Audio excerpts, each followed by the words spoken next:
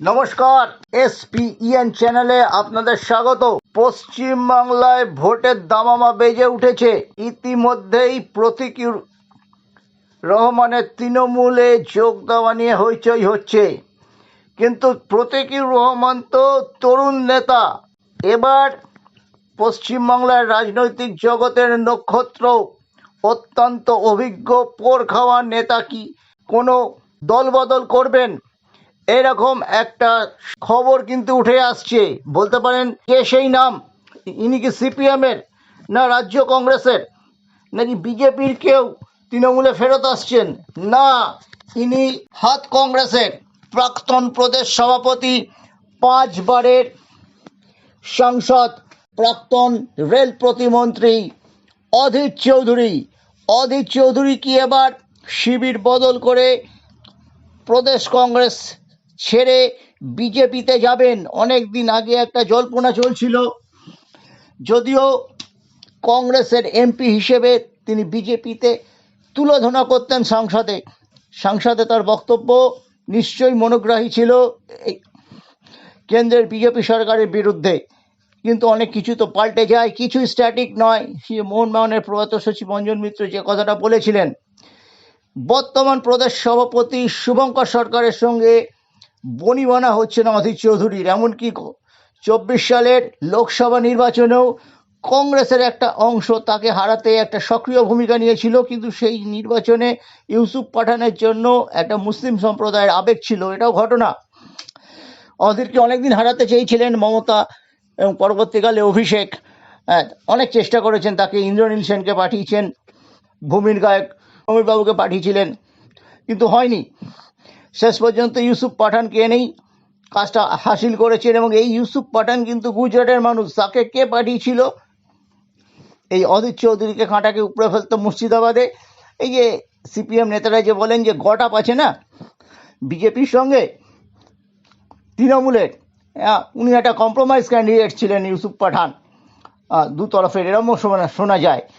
এইসব কারণে বিরক্ত হয়ে অধীর চৌধুরী শুভেন্দু অধিকারীর সাথে যোগাযোগ রাখছেন, শুভেন্দু অধিকারীও যোগাযোগ রাখছেন। মনে রাখবেন, 3টে মুসলিম অধ্যুষিত জেলা, মুর্শিদাবাদ, মালদা, উত্তর দিনাজপুর, তৃণমূল কংগ্রেস ঘেঁটে ঘ হয়ে আছে।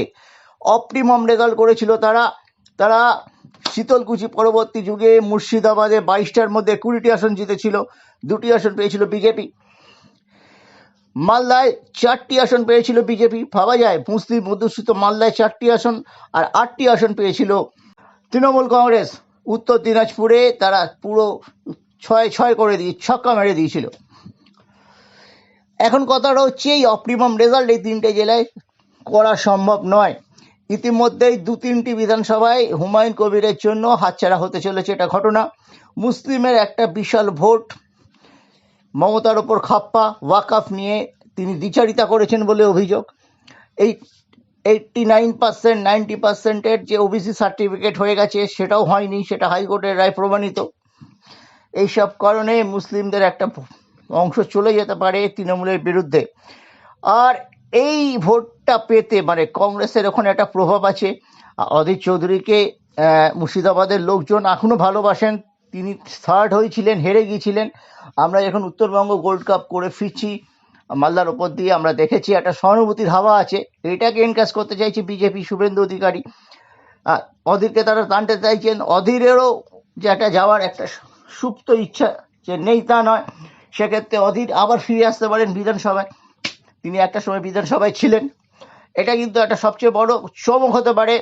এবং এই যে বিজেপির আসন সংখ্যা 100 ক্রস করবে কিনা, এই 3টে জেলায় বিজেপি কতটা ভালো ফল করতে পারে, তৃণমূলকে তারা কতটা ধাক্কা দিতে পারে, তার উপর অনেক কিছু ডিপেন্ড করছে। মনে রাখবেন, মালদায় থেকে খগেন মুর্মু পরপর 2বার জিতেছেন মালদা উত্তর আসনে। মৌসম নূর চলে গেছেন কংগ্রেসে, সেখানে মালিতিপুর, সুজাপুরে নিশ্চয়ই ডিফারেন্ট কংগ্রেস পাবে। অধীর চৌধুরী যদি বহরমপুরে কংগ্রেসের হয়ে দাঁড়াতেন তিনিও জিততেন, কিন্তু তিনি যদি শিবির বদল করেন কি হবে, তিনি হয়তো জিতে যাবেন। শিবির বদল করলে অবশ্যই জিতবেন। ইতিমধ্যেই বহরমপুরে আসনটা কিন্তু গত বছর জিতেছিল। শহর অঞ্চলে বিজেপির প্রভাব আছে। দেখুন, একটা অ্যান্টি এস্টাবলিশমেন্ট হাওয়া আছে। বাসে ট্রামে রাস্তাঘাটে যদি আপনি চাল টেপেন, হাতির হাড়ের চাল যেরকম টিপতে হয়, মানুষের সাথে যদি কথা বলেন, একটা, আমি বলছি না সেটা দক্ষিণা বাতাস, কিন্তু মৃদুমন্দ একটা হাওয়া আছে, 20 কিলোমিটার বেগে চলছে, সেটা আর একটু বাড়বে, ঘূর্ণিঝড় হবে না। কিন্তু ব্যাপারটা হচ্ছে এই 3টে জেলা খুব ইম্পর্টেন্ট। এই 3টে জেলায় বিজেপি কটা আসন পাবে সেটা ডিপেন্ড করছে বিজেপি 90-92টা পাবে না 26-এর উল্টো 60-62টা পাবে। এই 3টে জেলা কিন্তু খুব ইম্পর্টেন্ট। এবং তৃণমূল কংগ্রেসের আসন সংখ্যা কি ওই 210-এর আশেপাশে থাকবে, নাকি এই 190-এর ঘরে চলে আসবে, 85-92, 192-94 চলে আসবে? এই 3টে জেলা কিন্তু খুব খুব ইম্পর্টেন্ট। এমনকি মুর্শিদাবাদ জেলায় যে একটু বেকায়দায় আছে, সেখানে মেরামতির জন্য তৃণমূল কংগ্রেসের যে মুখ, ববি হাকিমকেও মুর্শিদাবাদে নিয়ে যাওয়া হতে পারে, এরকম একটা শোনা যাচ্ছে। তাকে এই পোর্ট এলাকা থেকে তুলে নিয়ে গিয়ে, এবং পোর্ট এলাকায় নাকি মমতা ব্যানার্জি দাঁড়াতে পারেন, চলে যেতে পারেন। সেটা মমতা যাবেন না, গেলে কিন্তু তার নৈতিক হার হবে। ভবানীপুর চর্চার কেন্দ্রে আছে, ভবানীপুরের প্রচুর নাম বাদ গেছে, কিন্তু সবাই যে তৃণমূলের ভোটার ভাবার কোনো কারণ নেই। ওখানে প্রচুর হিন্দিভাষী মানুষ আছে, তারা কিন্তু নিজেদের দেশেই নামটা রেখেছে। এতদিন 2 জায়গায় তাদের নামটা থাকতো, আবার হয়তো ভবিষ্যতেও থাকবে। কিন্তু হিন্দিভাষী মানুষের যে ভোটটা বাদ গেছে ভবানীপুরে, সেটা কিন্তু বিজেপিরও ভোট, যাকে ভবানীপুর চর্চার কেন্দ্রে রয়েছে। বালিগঞ্জ কেন্দ্রে শোভনদেব, মানে ভদ্র শোভন, শ্রমিক নেতা শোভন, কলকাতা কর্পোরেশনের দীর্ঘদিন শ্রমিক আন্দোলনের সাথে যুক্ত, প্রায় 50 বছরের রাজনৈতিক জীবন যে শোভনদেব চট্টোপাধ্যায়, মোহনবাগানের প্রাক্তন বক্সিং টিমের খেলোয়াড়, মোহনবাগান অন্তপ্রাণ। 1990 সালে তিনি মোহনবাগান নির্বাচনে ধীরেন্দ্রের এগেনস্টে দাঁড়িয়েছিলেন, জিততে পারেননি, ভালোই ভোট পেয়েছিলেন। সেই শোভনদেব বালিগঞ্জে ক্যান্ডিডেট হচ্ছে, এটা নিশ্চিত।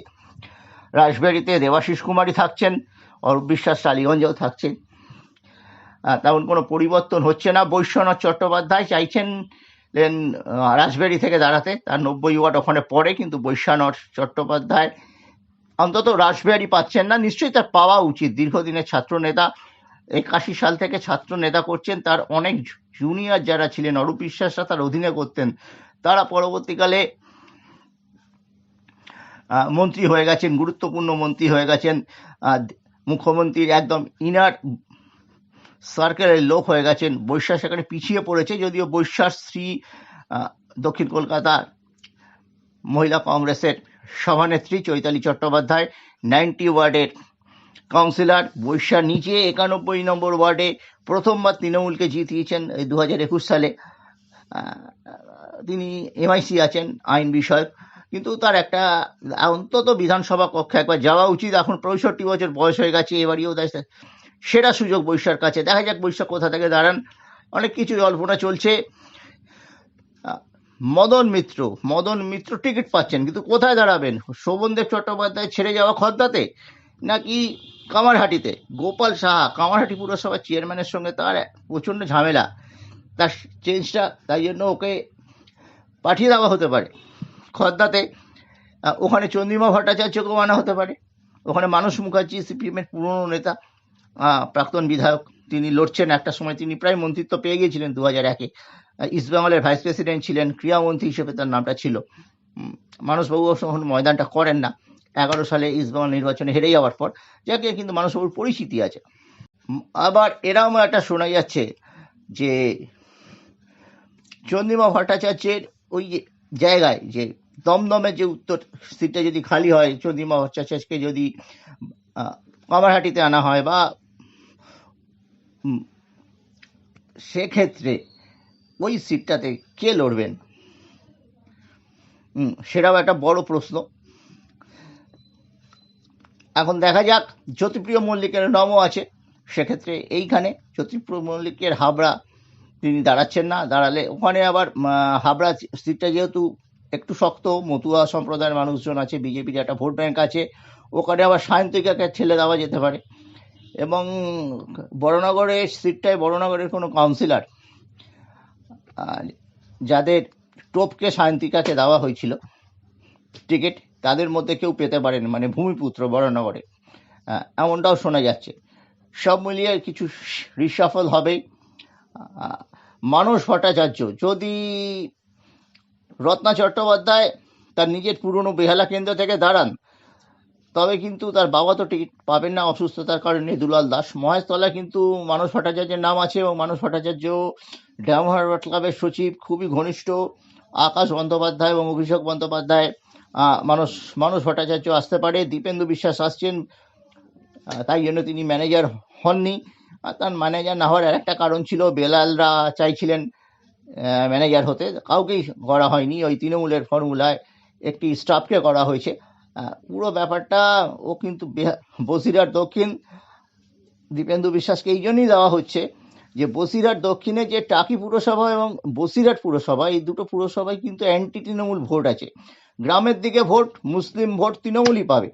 কিন্তু অনেক সময় দেখা গিয়েছিল, বিশেষ করে 2015 সালের বাই ইলেকশনে দেখা গিয়েছিল, এই দুটো পুরসভাতে এত অ্যান্টি ভোট পড়েছিল তৃণমূলের, যে তৃণমূল 17,000 লিড নিয়ে ঢুকেছিল, কিন্তু 1700 ভোটে হেরে যায়। ক্যান্ডিডেটটা ছিলেন দীপেন্দু, তারপর দীপেন্দু এটাকে মেরামত করে 17-18 হাজার ভোটে উল্টে জিতেছিলেন হারা সিটটা, সেটা 2016।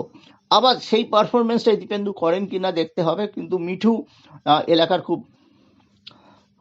প্রিয় ছেলে, মিঠু যদি দাঁড়ায়, দীপেন্দু বিশ্বাস বসিরহাটে এই নামেই চেনেন, টাকিতেও তাকে এই নামে চেনে, সেই ভোটটা কিন্তু মিঠু করিয়ে নিতে পারবেন। এবং মিঠুর সঙ্গে কিন্তু বসিরহাটের নিবিড় যোগাযোগ, গত 5 বছর তিনি ছিলেন না, তিনি মাঝে বিজেপিতে গিয়েছিলেন, তারপর কিন্তু অনেক জেলা ওয়ারি মিটিং তিনি তৃণমূল কংগ্রেসকে রিপ্রেজেন্ট করতেন। অফিসিয়ালি তাকে ফেরানো হয়েছে এই কারণেই যে ওই সিটটা ওই ডাক্তারবাবুর হাত থেকে আবার ফুটবলারের কাছে চলে যাবে। এরকম আপডেট আপনারা আরও জানবেন, আমরা দেবো।